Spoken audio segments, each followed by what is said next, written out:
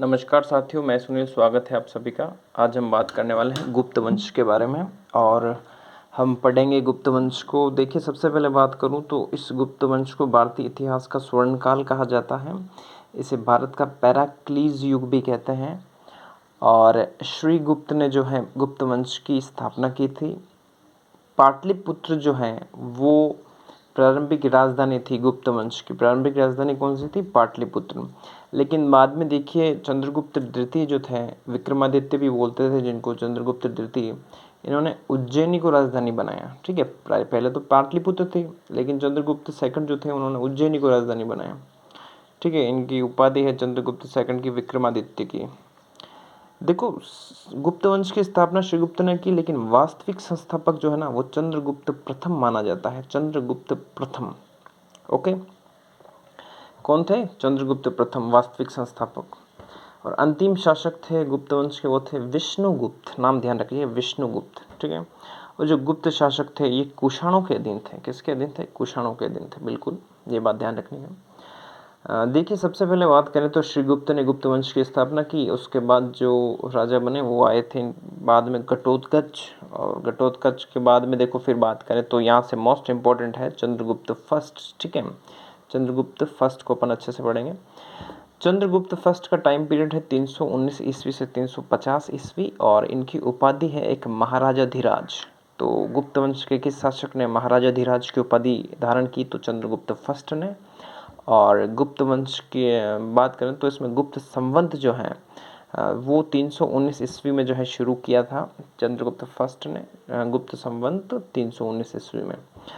Chandragupta first ही वो राजा थे जिन्होंने लिच्छवी राजकुमारी कुमार देवी से शादी की थी, विवाह किया था। और गुप्त शासकों में सबसे पहले जो सोने के सिक्के चलाए थे वो चंद्रगुप्त फर्स्ट ने ही चलाए थे। बात आपको इतनी ध्यान रखनी है चंद्रगुप्त फर्स्ट के बारे में कि हाँ, महाराजाधिराज की उपाधि इनको मिली हुई थी, और गुप्त संवत 319 ईस्वी में चलाया। लिच्छवी राजकुमारी कुमार देवी से विवाह किया, और गुप्त शासकों में सबसे पहले सोने के सिक्के चंद्रगुप्त फर्स्ट ने जो है वो चलाए थे। नेक्स्ट हम बात करते हैं समुद्रगुप्त। ओके, समुद्रगुप्त। तो समुद्रगुप्त की एक उपाधि है, वो है कविराज की। ठीक है, कविराज। और समुद्रगुप्त को विंसेंट स्मिथ जो है उन्होंने भारत का नेपोलियन बोला था। समुद्रगुप्त को क्या बोला? भारत का नेपोलियन बोला।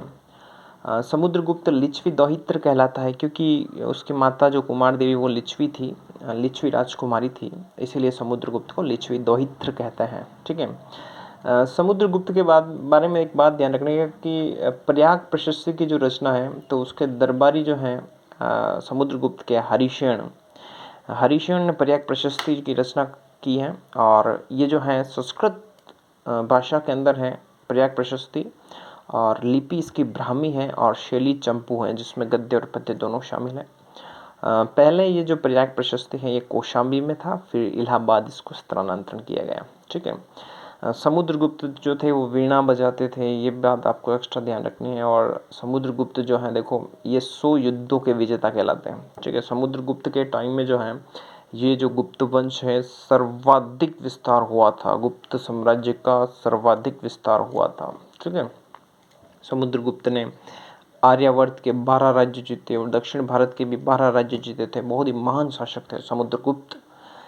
फिर नेक्स्ट देखो चंद्रगुप्त द्वितीय सेकंड, जिनको विक्रमादित्य की उपाधि मिली हुई है। और इसके अलावा इनको क्या क्या उपाधियां मिली हुई है? तो देखो, चंद्रगुप्त सेकंड को देवराज, देवश्री, देवगुप्त, शकारी की उपाधि है चंद्रगुप्त सेकंड को। ठीक है, परम भागवत विक्रमादित्य, ये परम भागवत मोस्ट इंपोर्टेंट है। परम भागवत की उपाधि चंद्रगुप्त सेकंड को मिली थी। ठीक है, देखो सब बात करें अगर अपन तो ये जो चंद्रगुप्त फर्स्ट था, गुप्त शासकों में सबसे पहले सोने के सिक्के चलाए थे इसने। ठीक है, चंद्रगुप्त फर्स्ट ने। लेकिन चंद्रगुप्त सेकंड के टाइम में क्या देखो, सबसे पहले जो चांदी के सिक्के चलाए थे गुप्त वंश में, ठीक है, तो वो सबसे पहले चंद्रगुप्त सेकंड के टाइम में चले थे चांदी के सिक्के। ठीक है, सोने के तो सबसे पहले चंद्रगुप्त फर्स्ट के टाइम, और चांदी के जो है चंद्रगुप्त सेकंड के टाइम। चंद्रगुप्त सेकंड के बारे में इंपॉर्टेंट है कि इनके दरबार में 9 रत्न थे। अब वो 9 रत्न कौन कौन थे, नाम देखिए। पहले थे अमर सिंह, फिर है बेताल भट्ट, फिर है कालिदास, देखिए धन्वंतरी भी हैं, वराहमिहिर, वररुचि, गटकर पर, शपणक, शंकु, शपणक, शंकु, गटकर पर, वर रुचि, वरामिहिर, धन्वंतरी, कालिदास, बेताल भट्ट और अमर सिंह, ये चंद्रगुप्त सेकंड के नवरत्न थे। ठीक है। फिर इनके बाद हम देखते हैं कुमारगुप्त। तो कुमारगुप्त जो है वो चंद्रगुप्त सेकंड के बाद हम पढ़ने जा रहे हैं। और कुमारगुप्त जो है इनकी उपाधि है महेंद्रादित्य। ठीक है, महेंद्रादित्य किसकी उपाधि है? कुमारगुप्त की है। जो नालंदा विश्वविद्यालय है बिहार में, उसकी स्थापना भी करवाई थी इन्होंने, कुमारगुप्त ने। और सर्वाधिक जो सिक्के हैं इनके टाइम पीरियड में जारी किए गए थे, गुप्त वंश के सर्वाधिक सिक्के कुमारगुप्त के टाइम। इनके समय पुष्यमित्रों ने जो है अटैक किया था। ठीक है, लेकिन पुष्यमित्रों को पराजित स्कंदगुप्त ने किया। ठीक है, आक्रमण कुमारगुप्त फर्स्ट के टाइम, लेकिन स्कंदगुप्त ने पराजित किया। ये गुप्त वंश के अंतिम महान शासक थे स्कंदगुप्त, और पुष्यमित्रों को इन्होंने पराजित किया है। ठीक है, ये इतने आपको ध्यान रखना है। फिर हम कुछ रचनाएं देख रहे हैं। विशाखदत्त की रचनाएं हैं मुद्रा राक्षस और देवी चंद्रगुप्तम। विशाखदत्त की रचना कौन सी है? देवी चंद्रगुप्तम, ये ध्यान रखना आप। देवी चंद्रगुप्तम किसकी रचना है? विशाखदत्त की। शूद्रक की रचना है मृच्छकटिकम, शूद्रक की है मृच्छकटिकम। फिर देखिए वात्स्यायन की है कामसूत्र। कामसूत्र किसकी रचना है? वात्स्यायन की। फोको की जो है वो फाहियान ने रचना की है इस ग्रंथ की, और फाहियान जो है चंद्रगुप्त द्वितीय के समय आया था। फिर देखिए स्कंदगुप्त का बीतरी स्तंभ लेख भी काफ़ी प्रसिद्ध है। स्कंदगुप्त के बारे में जानकारी मिलती है बीतरी स्तंभ लेख से। नेक्स्ट हम बात करते हैं कालिदास।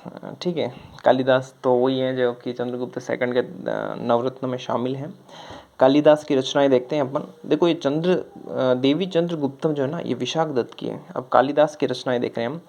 रघुवंश, कुमार संभव, मेघदूत, ऋतुसंहार, अभिज्ञान शाकुंतलम, मालविकाग्निमित्रम, विक्रमोवंशियम। ठीक है, ये कालिदास की रचना है। अब हम गुप्तकालीन कला व साहित्य के बारे में देखेंगे। देखिए बात करूं तो कला व साहित्य का जो स्वर्ण काल है वो के.एम. मुंशी ने बोला है गुप्त काल को। के.एम. मुंशी ने गुप्त काल के बारे में बोला है कि ये कला और साहित्य का स्वर्ण काल है। ठीक है, ये के.एम. मुंशी ने बोला है। फिर कला और साहित्य का पुनर्जागरण काल गुप्त वंश के शासनकाल को किसने बताया? तो मैक्स मूलर ने कहा है कि ये कला और साहित्य का पुनर्जागरण काल है। ठीक है, मैक्स मूलर ने। गुप्तकालीन कला के अपन केंद्रों की बात करें तो इसमें बनारस, पटना, मथुरा है। बनारस, पटना, मथुरा, बनारस, पटना, मथुरा कला के केंद्र ये है, बनारस, पटना, मथुरा। गुप्त काल में जो अधिकांश मंदिर थे वो नागर शैली में बने हुए, नागर शैली। ओके, अब हम कुछ गुप्तकालीन मंदिरों की बात करते हैं, जिसमें देवगढ़ का दशावतार मंदिर देखिए सबसे पहले बात करेंगे। और ये जो बात करें अगर देवगढ़ का दशावतार मंदिर, तो ये पहला शिखर युक्त मंदिर था। ओके, ये झांसी यूपी के अंदर है और पंचायतन शैली में निर्मित है देवगढ़ का दशावतार मंदिर। और भगवान विष्णु को ये समर्पित है, और यहाँ पर शेषशाही विष्णु की प्रतिमा देखने को मिलती है देवगढ़ के दशावतार मंदिर के अंदर।